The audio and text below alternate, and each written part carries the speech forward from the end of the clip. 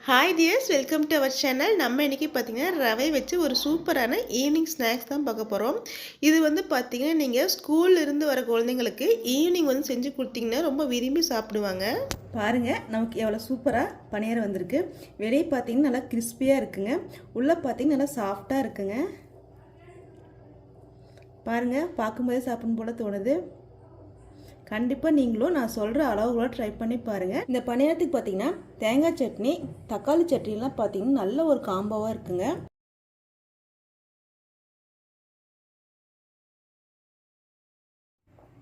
நம்ம இந்த ரெசிபி செய்ய 1 கப் ரவை எடுத்துக்கலாங்க. 1 கப் ரவை பார்த்தீங்கன்னா மெஷர்மெண்ட் அளவில் 250 ml வரும்.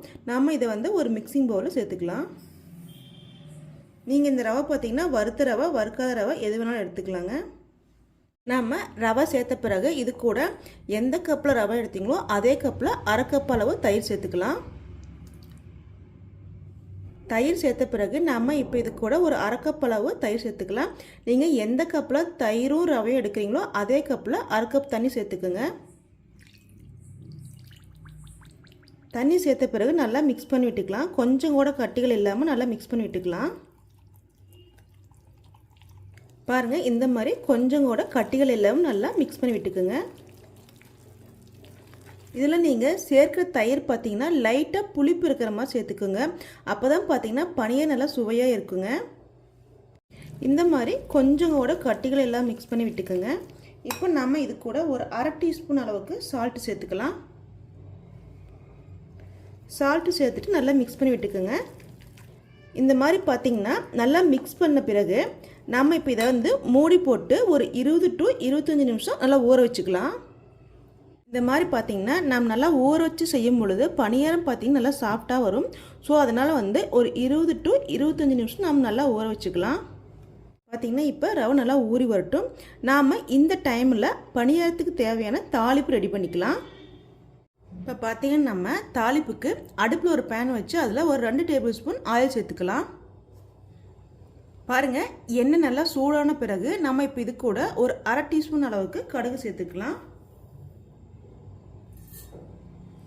கூடவே பார்த்தீங்கன்னா ஒரு 1/4 டீஸ்பூன் அளவுக்கு ஜீரகம் சேர்த்துக்கலாம். சீரகம் சேர்த்த பிறகு ஒரு 3/4 டீஸ்பூன் அளவுக்கு கடலைப்பருப்பு சேர்த்துக்கலாம். கூடவே பார்த்தீங்கன்னா ஒரு அரை டீஸ்பூன் அளவுக்கு உளுத்தம்பருப்பு சேர்த்துக்கலாம். சேர்த்துட்டு நல்லா மிக்ஸ் பண்ணி விட்டுக்குங்க. இப்போ இதில் பார்த்தீங்கன்னா கடலைப்பருப்பும் உளுத்தம்பருப்பும் நல்லா செவந்த பிறகு இப்போ இது கூட துருவுனா இஞ்சி ஒரு அரை டீஸ்பூன் அளவுக்கு சேர்த்துக்கலாம். நீங்கள் இஞ்சி துருவி சேர்த்துக்கோங்க.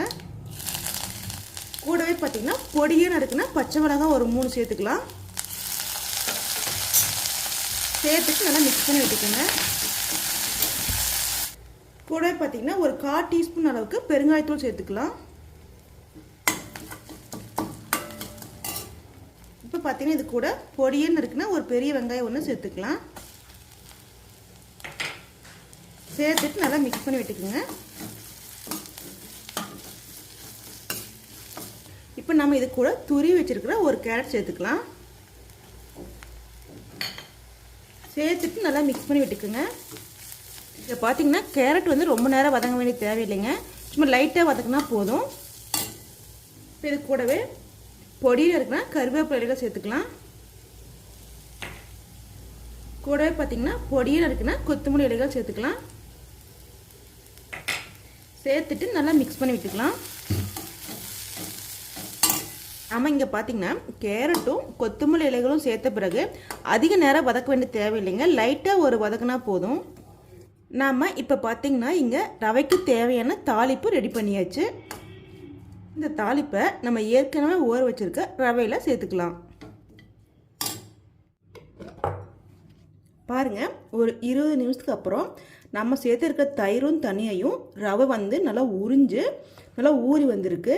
பாருங்கள், எவ்வளோ சாஃப்டாக ஊறி வந்திருக்கு. நம்ம பார்த்தீங்கன்னா இப்போ இது கூட ரெடி பண்ணி வச்சுருக்க தாளிப்பை சேர்த்துக்கலாம்.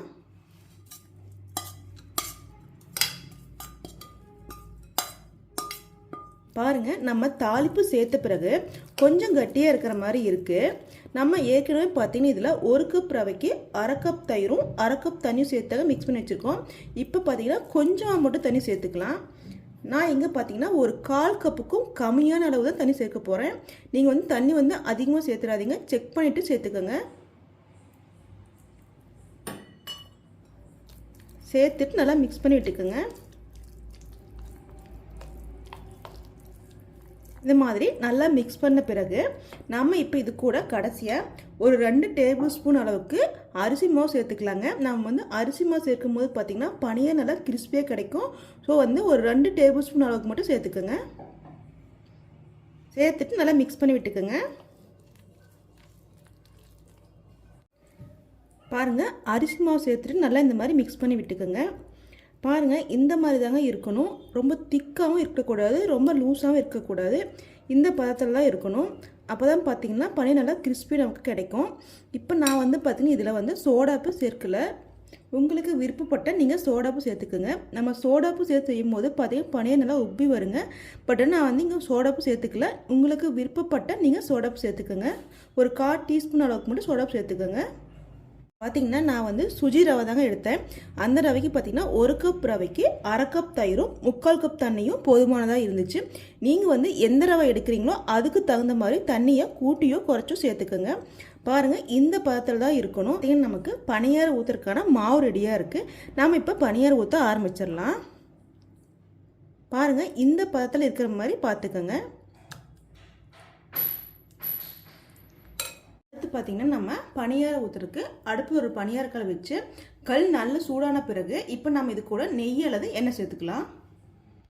நீங்கள் வந்து எண்ணெயோ அல்லது நெய்யோ சேர்க்கறதுக்கு முன்னாடி பார்த்திங்கன்னா கல் நல்லா சூடான பிறகு சேர்த்துக்கோங்க.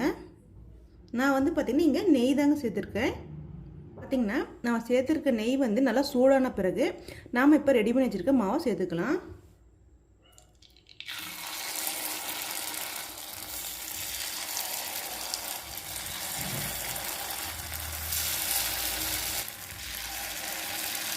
பனியாரம் ஊற்றின பிறகு நம்ம இப்போ இதை தட்டு போட்டு மூடி வச்சு வேக வச்சுக்கலாம். நீங்கள் பார்த்தீங்கன்னா எப்போவுமே பனியாரம் செய்யும் போது இந்த மாதிரி தட்டு போட்டு மூடி வச்சு வேக வச்சிங்கன்னா பனியாரம் பார்த்திங்கன்னா நல்லா உப்பி வருங்க. நீங்கள் வேணால் ட்ரை பண்ணி பாருங்கள். பார்த்திங்கன்னா நீங்கள் வந்து பனியாரம் ஊற்றும் போது கல் நல்லா சூடாகிற மாதிரி பார்த்துக்குங்க. மாவு ஊற்றின பிறகு அடுப்பு வந்து மீடியமான தீயில வச்சு வேக வைங்க. இல்லைன்னா பார்த்திங்கன்னா வெளியே வந்து கருகிரும், உள்ளே வந்து வேகாத மாதிரி இருக்கும். ஸோ வந்து மாவு வந்து வேகும்போது மீடியமான தீயில வச்சு வேக வைங்க. நம்ம 2 மினிட்ஸ்க்கு அப்புறம் ஓப்பன் பண்ணி பார்க்கலாம். பாருங்கள், நல்லா உப்பி வந்திருக்கு. நாம் இப்போ இதை திருப்பி விட்டுக்கலாம்.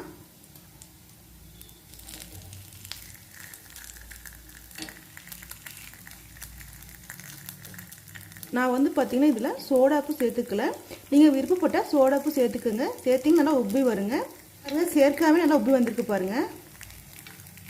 இப்போ திருப்பி விட்டு ஒரு 2 மினிட்ஸ் முன்னாடி வேக வச்சுக்கலாங்க. இப்போ பாருங்கள், நமக்கு 2 பக்கம் நல்லா வெந்து வந்திருக்கு. அவ்வளோதாங்க, நல்லா சூப்பரான சாஃப்டான சுவையான பனியாரம் ரெடி பண்ணியாச்சு. நீங்களும் இதே அளவுகளோட ட்ரை பண்ணி பாருங்கள். ட்ரை பண்ணி பார்த்துட்டு எப்படி வந்துச்சு அப்படின்னு கமெண்ட் பண்ணுங்கள். வீடியோ பிடிச்சிருந்தா லைக் பண்ணுங்கள், ஷேர் பண்ணுங்கள். மறக்காமல் நம்ம சேனல் சப்ஸ்கிரைப் பண்ணுங்கள். தேங்க்ஸ் ஃபார் வாட்சிங்.